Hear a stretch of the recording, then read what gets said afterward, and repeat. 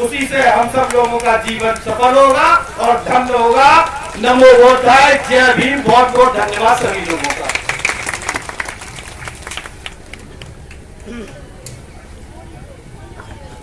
और श्रद्धेय बबू भाई साहब ने बहुत डिटेल आपको बता दी। जो 2 बीघा का पार्क है, इसकी बाउंड्री हो जाए, तो आपने वादा किया था कि मैं कुछ भी करूं कि इस पांडाल की बाउंड्री करवाते रहूंगा। और बड़ा ही सौभाग्य का दिन है कि आज सभी ये महान लोग हमारे इस मंच पर आ गए हैं। और मैं निवेदन करना चाहूंगा कि एक बहुत बड़ी हस्ती जो एमएलसी महोदय श्रद्धेय अरविंद कुमार जी के रूप में बैठी हुई है, साजन की हस्ती का आपको पता तो सबको है, लेकिन ये नहीं मालूम क्षमता कितनी है। मैं उनसे एक निवेदन करना चाहता हूं। ये मेरा आज से 10 साल 15 साल पहले एक दिन का लगा करता था। सुबह दुकानदार आते थे, शाम को चले जाते थे।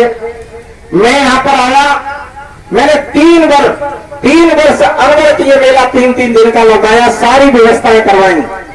मैं जब से 10 साल से चला गया, उतनी व्यवस्था के अनुसार ये मेला नहीं लग पाया है।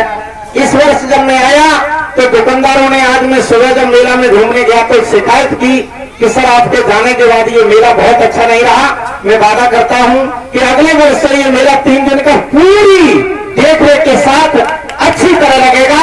मैं सभी दुकानदारों के लिए अनुशासन देके आया हूं कि अगली वर्ष से मैं पूरी व्यवस्था कराऊंगा। श्रद्धेय एमएलसी महोदय से मैं निवेदन करना चाहता हूं कि ये जो हमारे रामपाल की सड़क है जो आगे केशवपुर तक जाती है, मैं उनसे एक निवेदन चाहता हूं कि अगर ये पूरी पक्की वो करा दें तो मैं उनका एहसानमंद हमारा पूरा क्षेत्र रहेगा। और अगर इतना नहीं हो पाता है तो हमारे रामपाल तक तो कम से कम ये सड़क पर ही जाए। ये सड़क बहुत दिन से कच्ची है, मैं 20 साल से आ रहा हूं। तीसरी बात उनसे कहना चाहता हूं, उन्होंने मुझे एक आश्वासन दिया अभी 2 मिनट बुला करके कि मैंने इस वर्ष 14 अम्बेडकर पार्कों के लिए बाउंड्री का रुपया लगवा दिया है। एक बार जोरदार उनके लिए तालियां बजाइए। और एक आश्वासन मुझे और दिया है कि मैंने इतनी गंभीर जगह पहली बार देखी है। मैं आपको आश्वासन जो मन अपने माइक से देंगे, लेकिन जो मुझे दिया है मैं घट नहीं सका, मैं ये शब्द कह ही दे रहा हूं। उन्होंने मुझे कहा कि अगले वर्ष आएगा तब तक आपकी भी बाउंड्री करा दूंगा। ये अपने मुख से वो कहेंगे और मैं आपसे कहता हूं जोर से होनी चाहिए ऐसे भाई। इसी सिलसिले में मैं डॉक्टर धर्मेंद्र जी से चाहूंगा कि समय उनके मुताबिक तो नहीं है, लेकिन फिर भी निवेदन कहूंगा क्योंकि वो मुझे शाम को फोन से बताया करते हैं, बहुत बड़ी रिसर्च करते हैं। शायद आपके 2, 4, 6, 10 जिलों में इतना विद्वान आदमी अगर सामाजिक तौर से देखोगे तो बहुत बड़ा रिसर्च करते हैं। आपके द्वारा लोग 1 डिग्री नहीं प्राप्त करते हैं पीएचडी में, आप 22 रिसर्च करके और 22 डिग्रियां प्राप्त कर लेते हैं। इतनी बड़ी आप इतनी मेहनत कर रहे हैं। डॉक्टर धर्मेंद्र कुमार जी जसवंत नगर से आए हैं। मैं उनसे चाहूंगा समय को देखते हुए अपनी बात को रखेंगे, क्योंकि सभी वक्ता लोग में हैं और हमारे बच्चे भी तैयार बैठे हुए हैं। यहाँ झांकी दिखाने के लिए लोग झांकियां देखने आते हैं, तो समय के हिसाब से डॉक्टर धर्मेंद्र कुमार। मंचासीन अतिथियों का हार्दिक वंदन और अभिनंदन करता हूं। इस कार्यक्रम को आयोजित करने वाली जो आयोजन कमेटी है उसे साधुवाद देता हूं, जिसने एक संकुल के रूप में हम सारे लोगों को एकत्रित करने का काम किया और हम लोगों को बुलाने का काम किया। कोर्ट प्रमुख जी हमारे साथ बैठे हैं, विधायक जी भी बैठे हैं, बगल में प्रधान जी भी बैठे हैं। शायद हम लोगों को अरसा हो गया जब हम लोगों की मुलाकात मंचों से नहीं हो रही है। मैं नथु सिंह महाविद्यालय में पढ़ाता था, तब आप लोगों के कार्यक्रमों में अक्सर मैं संचालन किया करता था। साथियों, बात इसकी है कि आप लोगों ने जो काम किया है वो काबिले तारीफ है। और क्योंकि मंच पर कुछ अतिथि आए हैं, ये मेजबान लोगों का काम है, लेकिन चूंकि मुझे बुलाया है, मुझसे लेखपाल साहब हमारे कानून को हो गए हैं, प्रमोशन हुआ है और ये हमसे लगातार प्रयास कर रहे थे कि आप हमारे यहाँ कार्यक्रम में उपस्थित हो जाएं। कई बार मैं नहीं पहुंच पाता हूं, तो मैं क्षमा मांग रहा हूं इसके लिए कि मैं आपके कई कार्यक्रमों में क्या अब तक उपस्थित ही नहीं हो पाया, पहली बार उपस्थित हुआ हूं। मंच पर बैठे हुए हमारे मंचासीन जो अतिथि हैं उनके लिए मैं चंद पंक्तियां पढ़ना चाहूंगा, जिसका आप लोगों ने बेसब्री से इंतजार किया था और आप लोग सोच रहे थे कि वो हमारे बीच कब आ जाए।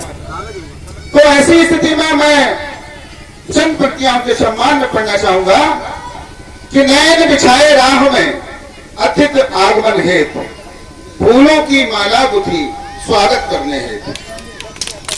आप लोगों ने जो पुष्प पहने हैं शायद वो हमारी इन बातों से जिंदा हो गए। अब कैसे हैं अतिथि, कैसे हैं प्रमुख जी, मैं जानता हूं बड़े तेज तर्रार स्वभाव के हैं और कई बार जब हमारे बीच जब होते थे तो हम लोग बड़े आराम से चाव से सुनते थे, वो हमें भी सुनते थे। विधायक जी भी बैठे हैं।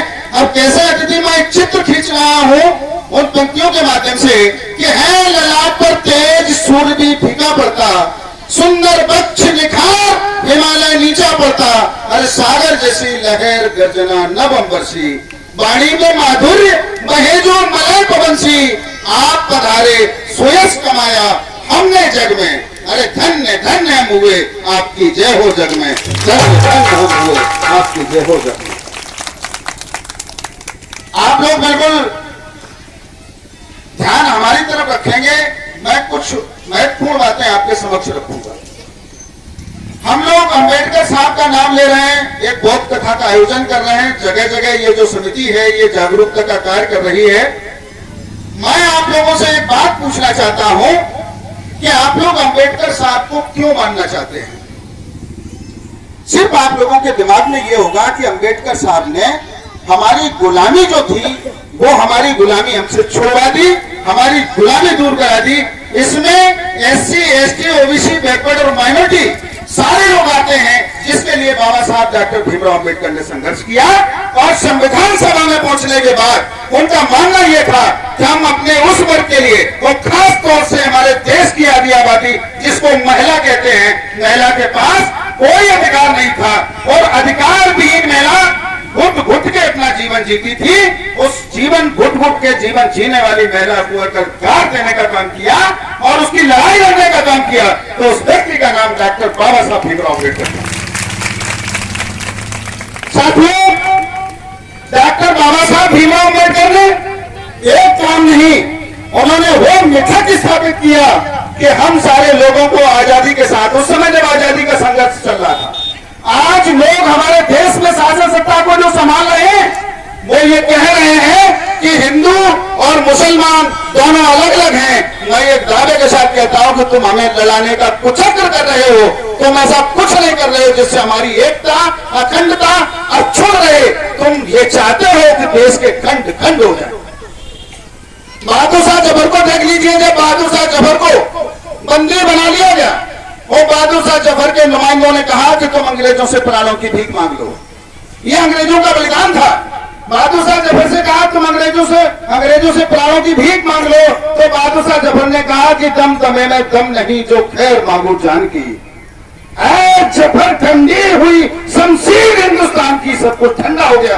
मेरे सीने में, मेरे हाथों में इतनी ताकत हुई है कि मैं प्राणों की भीख मांगता हूं। लोगों ने सोचा डर गया, नहीं।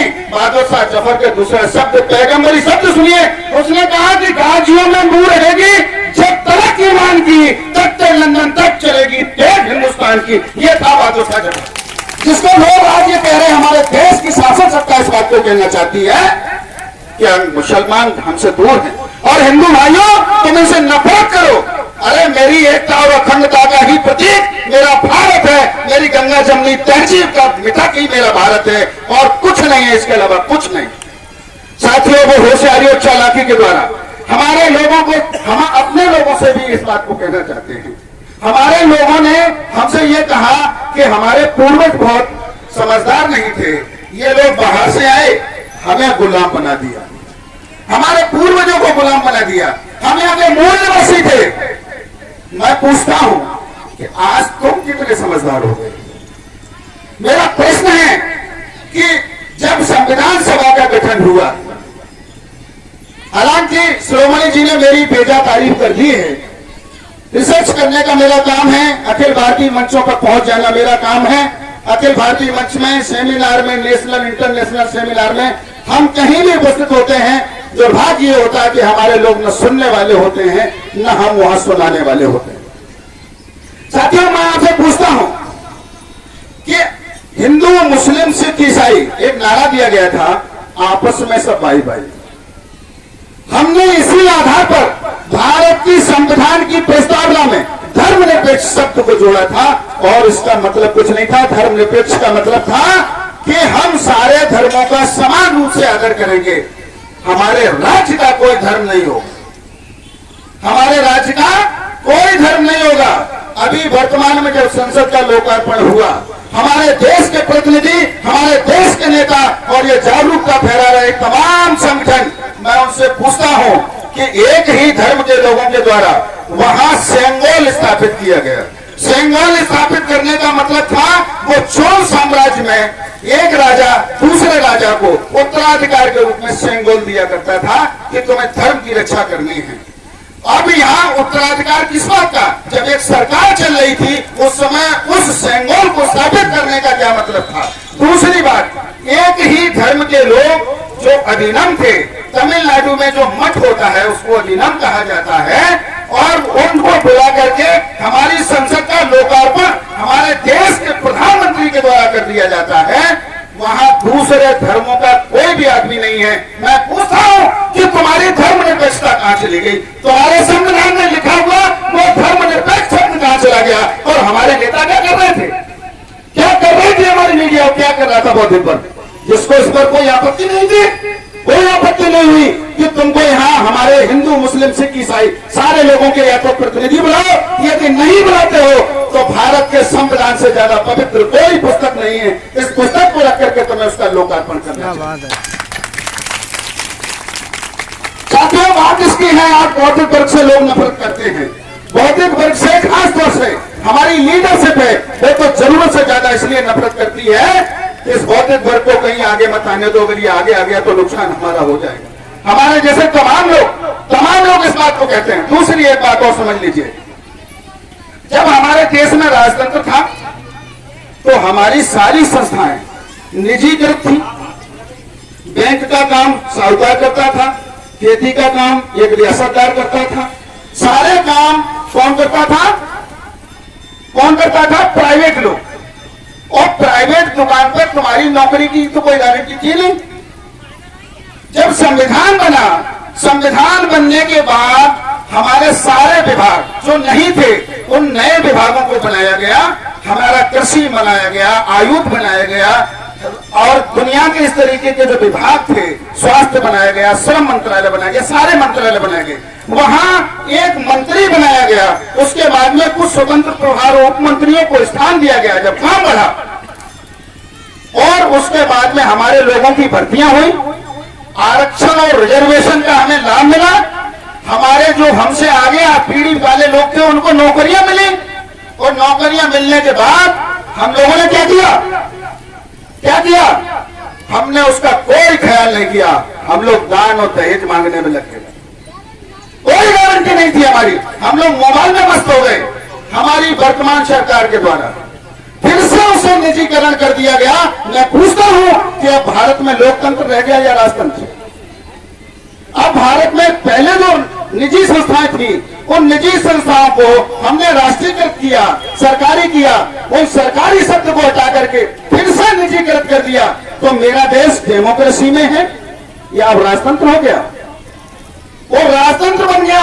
हमारे लोगों को पता ही नहीं है, और इसकी औपचारिक अनौपचारिक घोषणा उस दिन संसद का लोकार्पण करते हुए इसकी घोषणा हो गई, और हमारे लोग चुपचाप बैठे हुए हैं। संविधान नाम की कोई चीज नहीं रही। संविधान पूरी तरीके से तब समाप्त हो जाता है जब किसी राष्ट्रीयकृत शब्द को हम निजीकृत में कन्वर्ट कर देते हैं। लेकिन आज भी हमारे लोगों को ये बात पता नहीं है। साथियों, जरूरत इस बात की है, हमारी जो बहनें हैं, माताएं हैं, ये इन बातों को नहीं समझ रही।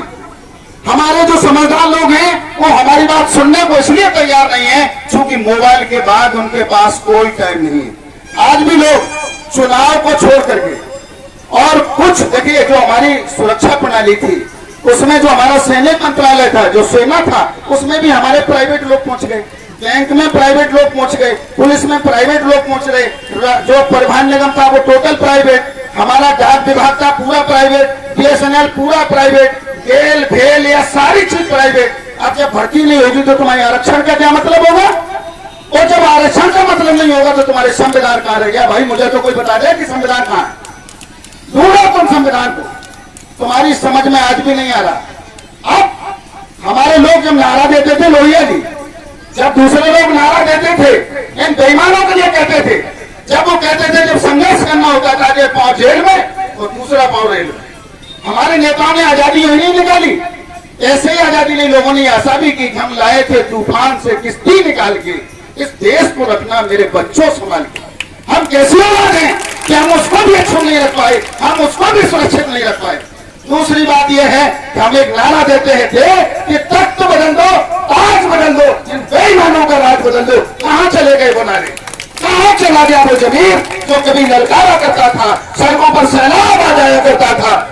अब इसकी जरूरत है मेरे भाइयों, किस जागरूकता के साथ आप लोगों को इसको भी देखना है कि आगे आने वाला जो चुनाव है, इस चुनाव में हमें किस तरीके के हमारा जो अधिकार है, यहाँ राजनीति नहीं, हमें अवेयरनेस इसलिए सिखाई जा रही है कि हमें अपने अधिकारों का किस तरह से प्रयोग करना है। तो आप लोगों से मेरा विशेष अनुरोध है कि आगे आने वाले जो चुनाव हैं, आप उस चुनाव में इस चीज को जरूर देखिए और जिन पार्टियों के एजेंडे में यह चीज शामिल न हो उनसे प्रश्न करिए कि निजीकरण को राष्ट्रीयकृत करने की तुम्हारी क्षमता है क्या? उन विभागों को फिर से पुनर्जीवित करने की तुम्हारी क्षमता है? यदि नहीं है तो उनसे प्रश्न करिए, एक जागरूक नागरिक बनिए। किसी पार्टी के भक्त होकर के आपको काम नहीं करना है, बल्कि आप लोगों को जागरूक नेता, जागरूक लोग और जागरूक दल तैयार करना है। इन्हीं के साथ चूंकि वक्ता बहुत हैं और मैं आप लोगों का ज्यादा समय ले लिया, मैं अपनी वाणी को विराम देता हूं। जय भीम, जय भारत, जय श्री। डॉक्टर धर्मेंद्र जी ने आपको बहुत बड़ी जानकारी दी संविधान के बारे में। संविधान के द्वारा सब कुछ होता था, लेकिन आज वो संविधान जब निजीकरण हो रहा है तो बिल्कुल सही बात है, संविधान का कोई मतलब नहीं रहता है। भाइयों, बहुत विचार की बात है, वो सोचने की बात है। जब शाम को लेते तो जरूर सोचना।